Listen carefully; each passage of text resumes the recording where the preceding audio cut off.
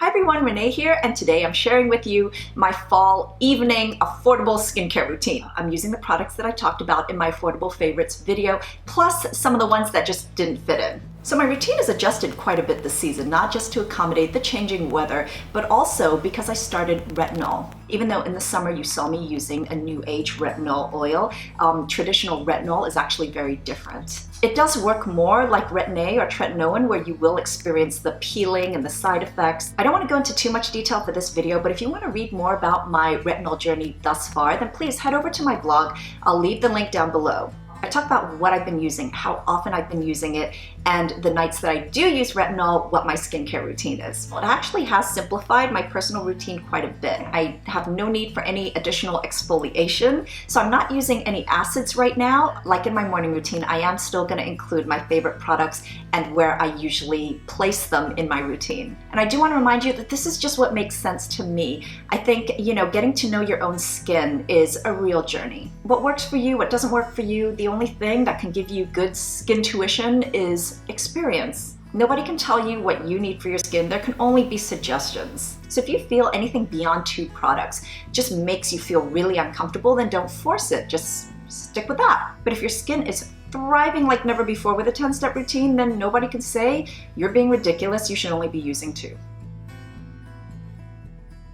So a lot of you have asked me what I mean by hydrating products and moisturizing products. So I have a video on that, which I will link down below, and they go completely hand in hand. Your skin needs both, but how much of both depends on your skin type. So hydration is about making sure that there's enough water content in our skin. Our skin should be from 45 to 50% water. So when it's dehydrated, our skin starts compensating by producing really occlusive sebum to hold and and help our skin retain all that water. The hydrating products are the liquid-based ones that are full of humectants like hyaluronic acid, aloe vera, and ingredients like that. The moisturizers are oil-based, so oils, emulsions, creams, lotions.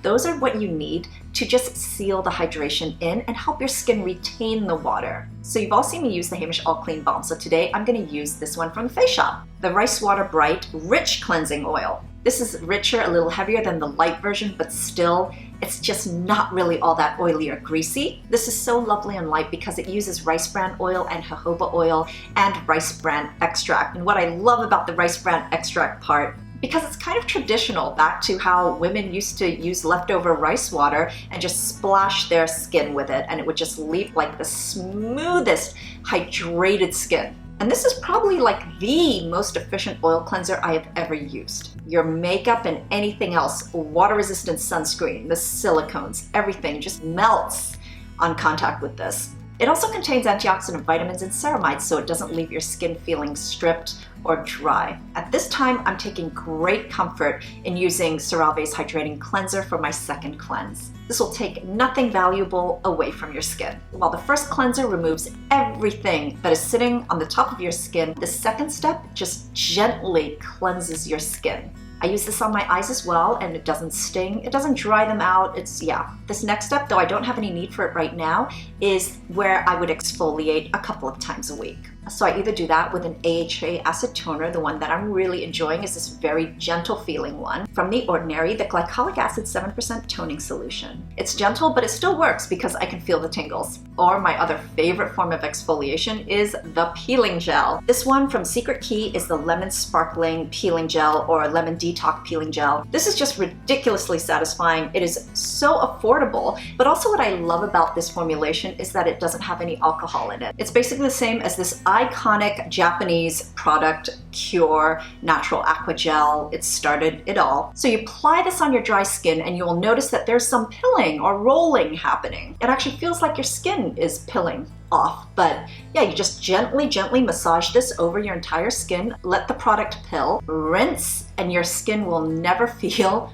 more soft. If you're someone with extremely sensitive skin and you don't like the possible inflammation that acids can cause, this is so wonderful. This contains a whole bunch of natural extracts in it, including the lemon and papaya, which does facilitate the additional exfoliation and brightening, but it's also got the soothing extracts like aloe and Centella asiatica. And this also contains the rice extract that contributes most likely to that super smooth, soft, baby butt skin. So the days that I'm not exfoliating, that's when my first step after cleansing is my first treatment essence. But on days where I do exfoliate, I actually go straight in with a hydrating toner. The reason why I do that is because right after exfoliation, I kind of want to go in with the most soothing, moisture replenishing products. I mean, there's really no rhyme or reason to it, I just kind of do that. After toner, this is where I would apply any liquid-based ampoules or serums. Again, I like to go by order of consistency, so from thinnest to thickest.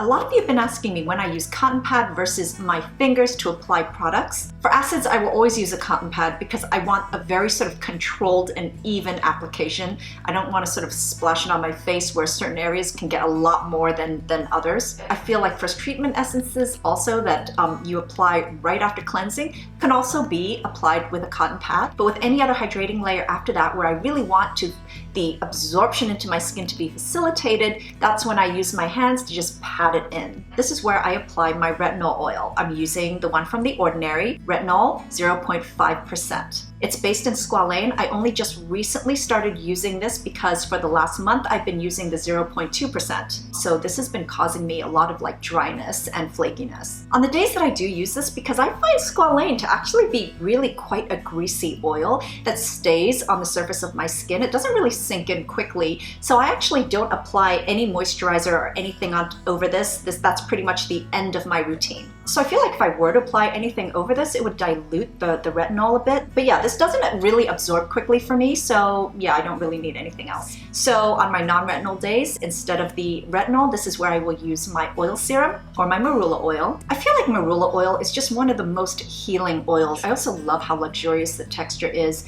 It's rich, but it absorbs so fast, and it's really like watery and thin. And then my Muji High Moisture Milk, which is seriously moisturizing, or I'll go in with my natural moisturizing factors.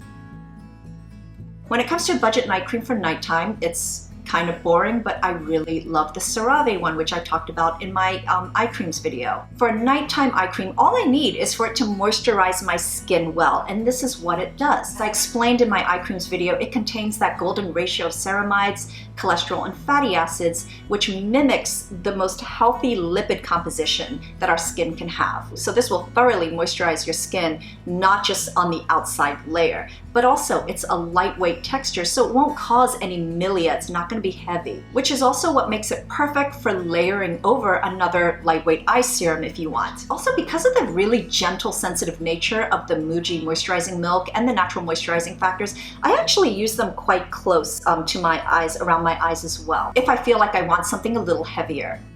This lip mask was in my last routine, and it's a fall-winter staple for me. This is cheaper, but just as gorgeous and beautiful as the Laneige sleeping lip mask that I love so much. In fact, it is a proper dupe. So a lot of you have been asking me about what sleeping packs I recommend. So I haven't been using sleeping packs a lot since my skin is kind of normalized. I feel like I don't need as many layers as I used to. So the time that I apply overnight masks is not right after my routine, but right before I go to bed. So a lot of times it's given my products like a few hours to just settle into my skin. So it actually doesn't feel like it's just really heavily sitting on top of my skin.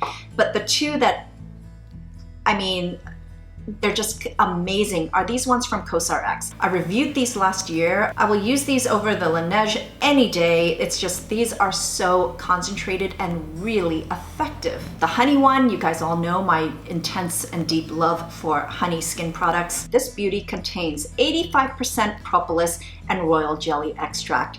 It is absolutely gorgeous on the skin. It's very gel-like, very hydrating, fabulous if you have combination or normal to oily skin and you just don't want anything heavy. You don't want a heavy layer. When it comes to sleeping packs, it's really important to me that it just doesn't smell too strongly, because that kind of impacts my sleep a little bit. This doesn't have a fragrance. It doesn't have a lot of bad stuff in it. So it's just super concentrated, and I love it. The other one that is more for normal to dry skins and so deeply moisturizing but not heavy is the Ultimate Nourishing Rice Overnight Spa Mask. This contains 65% rice extract, which is very nourishing, very moisturizing, and also contains a good amount of niacinamide as well for the brightening. When you wake up in the morning after using this, super soft, moisturized skin. It's very bland. In fact, so bland that I wasn't even interested in it for a long time The thing is, once you try it, it's like, okay, I get it. It's got that fun, lightweight